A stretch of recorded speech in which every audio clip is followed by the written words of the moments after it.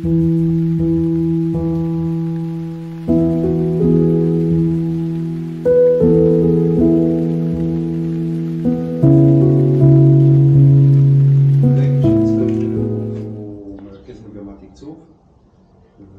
נקבל הסבר על המיצג הזה, כמו שאתם רואים, כתוב רגע אחד חטוף, זה משחק מילים ולא סתם. אז אנחנו ניכנס, ומירב תכף תתחיל פה את הפתיחה. נכון. אז קודם כל, תודה שאתם, בכלל תודה על היום הזה שאתם מקדישים לבוא. אסף הבן זוג שלי הוא מניר-עם. ילדים שלו מניר-עם, ובת בכפר עזה, אז אתם יכולים להבין שיש לנו חיבור רגשי. היא מפלסית. אז מה שנקרא, יש לנו חיבור רגשי וממש ככה כואב, מה שנקרא לסיפור. אנחנו בעצם מגמות קולנוע ועיצוב י"א, שנסענו לכיכר החטופים. אם מותר לי להגיד, אני באתי ואמרתי, צריך להוציא, ככה באתי להנהלה, צריך לבוא, להוציא את כל התלמידים, חייבים, את כל השכבות, אנחנו צריכים לנסוע לכיכר החטופים. אמרו לי, רגע, סיפור, בעיה, רק השכבה שלנו, קחי את המגמה. אמרתי, טוב, אני פשוט לקח את המגמה, זה מה שאפשר לארגן.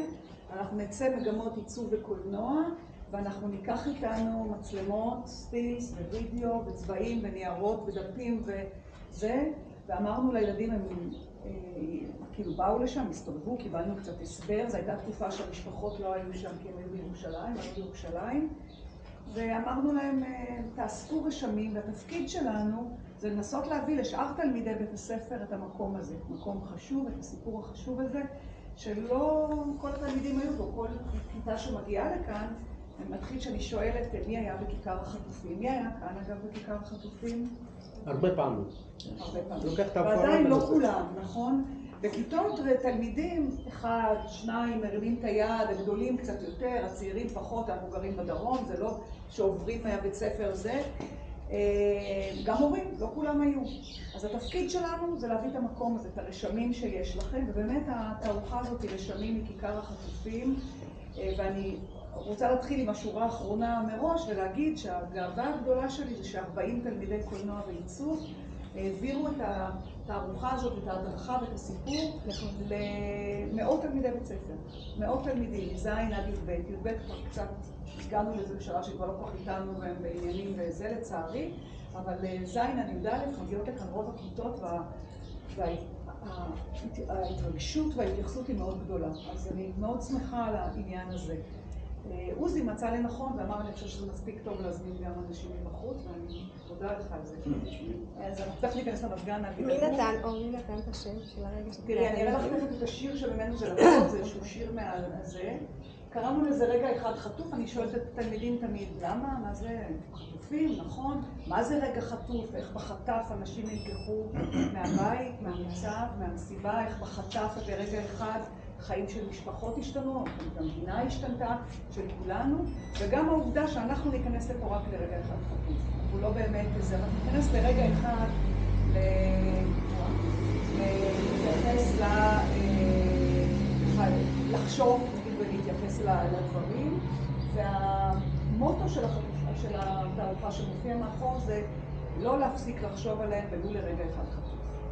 אז בואו ניכנס ואני אזמנו את פה. בואו נעמוד, נסגור את הדרך, יהיה לכם נעים. אנחנו לא ניכנס לכל דבר וכל דבר, בכל זאת אני קצת אסביר, גם כל מי שהיה אמר, מירב, יש הבדל גדול אם אנחנו מסתובבים לבד או אם אתם מסבירים, אז קצת לפחות אנחנו נסביר. אסף, תיכנס ותסגור. כמו שאמרתי, מגמות עיצוב וקולנוע, אז יש פה למשל דוגמה של תלמיד בעיצוב שבחרנו לשים בכניסה, כי הוא מראה דברים מהכיכר, את השעון חול הגדול שנמצא שם, שמסובבים אותו אחת לכמה זמן, שאתם יודעים, שעון חול עובד, מנהרה שנבנתה, ואתה נכנס אליה, האורך שלה הוא 30 מטר, אתה רואה את הקצה ועדיין זה מאוד מאוד מפחיד. ואלמנטים נוספים שנמצאים והיוו השראה ליצירות שאתם תראו כאן. ואנחנו מצלמים, כותבים, עוברים, מראיינים, כאילו באנו, ראינו, לקחנו, אספנו, מביאים לכם את הקולות. ופה אתם רואים קליפים של תלמידי קולנוע שכל הזמן ירוצו בלופ במהלך הזמן שנהיה, ותציצו מדי פעם ותראו, הנה השעון.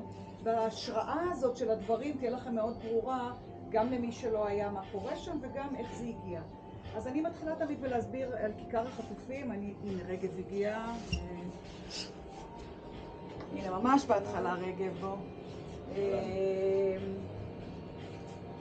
ואני מספרת חי ברודץ' מכפר עזה, שאשתו ושלושת הילדים נחטפו, וגם אביגיל הקטנה על ידי אביה הוכנסה אליהם הביתה. בא והתיישב מול הקריה, אמר אני לא זז, אין לי לאן ללכת, כמו ניצול שואה שכל משפחתי, אני לא זז מפה. ואנשים, ואתם זוכרים את הימים הראשונים, בחום סהרורים, עם התמונות, עם הזה, עוד לא ידעו מי חי, מי נמצא, איפה מי היה מה. התחילו להתאסף שם האנשים, וגם אנשים שבאו לתמוך ואמרו לחשב איתו. ועיריית תל אביב אמרה, אני מקצה את השטח שמול מוזיאון תל אביב, ושזה המקום, הייתי אומרת, המרכז התרבותי של תל אביב, והתחילו להקים שם אוהלים של בארי ושל כפר עזה ושל הנובה, והשלטים, ולאט לאט התחילו להגיע כל מיני אומנים שהתחילו לשים כל מיני צווים. בדיוק היום קראתי על משהו שלא ראיתי, על איזשהו אומן דרוזי שבא ושם יונים צהובות. כל הזמן זה מתחלף שם, אנשים באים, החורף דברים התקלקלו, הקיץ, זה משהו דינמי כזה של אנשים שבאים ושמים ככה את ההתייחסות שלהם אל הנושא.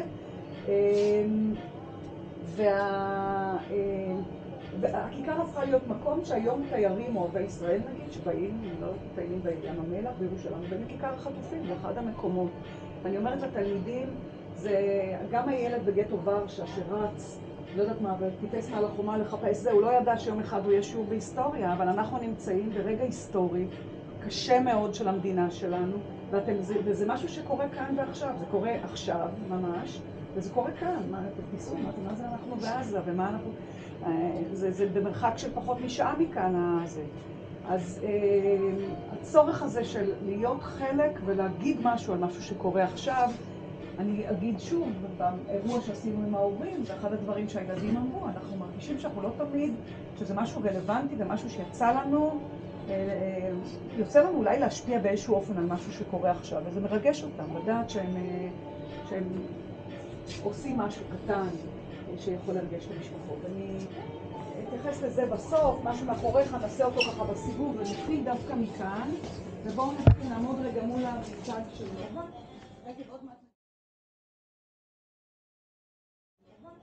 רגע, עוד מעט נגיע לעבודות, שאתה ככה תצור תיקון.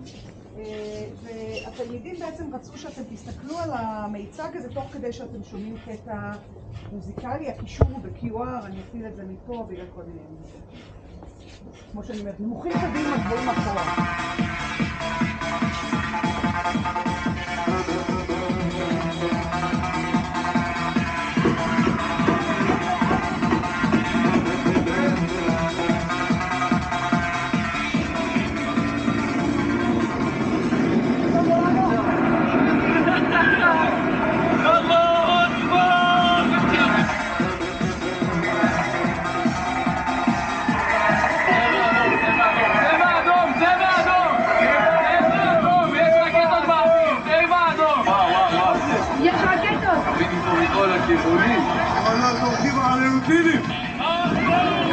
אנחנו לא זנן, נראה יום האחרון שלנו. תראו שאנחנו. תשתצי, לקום! יש פצועים! מישהו! משטרה צד! משטרה צד! פצועים! יש לי פה הרוגים! 1, 2, 3, 4, 5 הרוגים.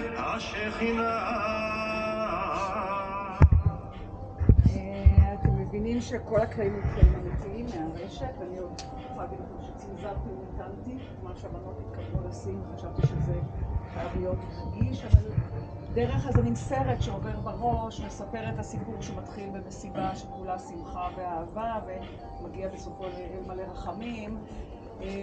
וזאת הייתה אחת הדרכים שלהם ככה לבטא. הם הקדישו את הפינה הזאת למורה של פיזיקה, רונן, מורה שלנו מאוד אהוב, שהיה במסיבה ונרצח. יש לנו גם שני בוגרים שהיו חטופים ומתו, ואנחנו מספרים שמות אחרים מתייחסים אליהם, ואני מעבירה את השרביט רגע לרגב לסדרת העבודות כאן של עיצוב UX וכולי. תקשיב רגע, גם הילדה שעשתה על פרעות קישינב חשבה שכמו שהיהודים שם לא הייתה להם מדינה והם היו אבודים, זאת התחושה שהיא הרגישה שקרתה באותו יום פה. האם זה נכון או לא? לא, אני לא אסביר את זה. אני לא אסביר את זה, אני מצטערת. אני בפירוש נותנת לתלמידים ללכת עם התחושה שלהם, והתחושה, הנה היא ראתה יד חזקה ויש... אנחנו נותנים הרגשה שאנחנו יהודים מסכנים שצריכים להסתתר ולברוח. לא, לא מקובל. אנחנו מהשמה ואנחנו ניכנס במי שצריך, ואנחנו נחזיר על הכל. זאת לגמרי... זה הרוח שצריך לסדר להם. לא, לא את החושה הזאת, לא את החושה. אני לא חושבת שזאת חולשה. אבל השביעי לאוקטובר, אני לא חושבת שזאת חולשה. זה היה גיץ של זמן, שבוע של זמן שלא היינו שם. תראה, אמרתי קודם הסעודה האחרונה, יכולת להגיד מה את מחברת לי את הנצרות, מה הקשר לנצרות. סיפרתי שיש ילדים שזה, דימוי הזה העלה להם בסעודה האחרונה בהקשר מאוד מסוים של סעודה האחרונה של אנשים.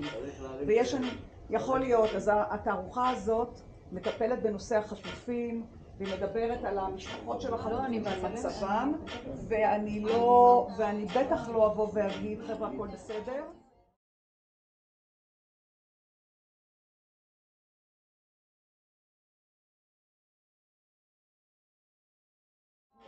אני נותנת לדברים לדבר בעד עצמם, ויהיו כאלה שיראו בזה את הכוח.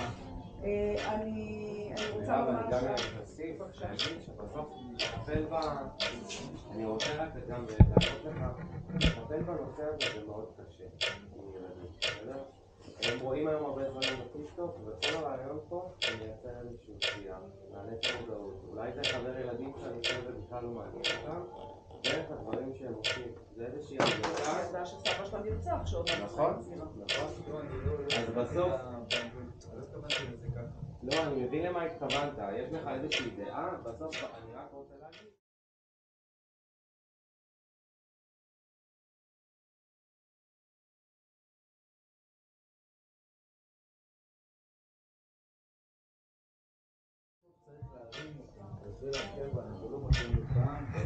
אני מצטערת, אני לא מרגישה את זה באופן אישי. אני לא מרגישה את זה, זה לא קל להבין. אני שייכת למראה שצריך להסתכל עליה.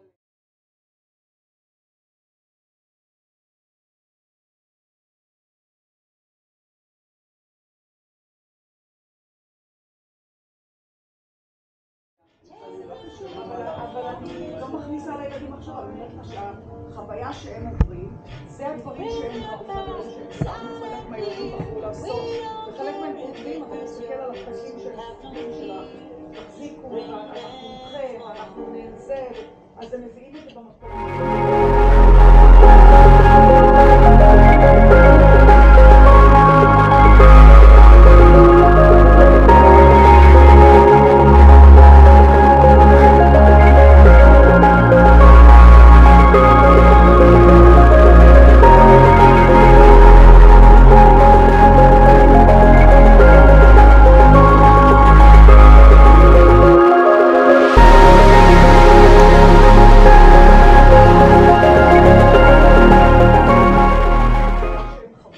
והאם השעון דופק? כן. האם הזמן שלנו מתקצר?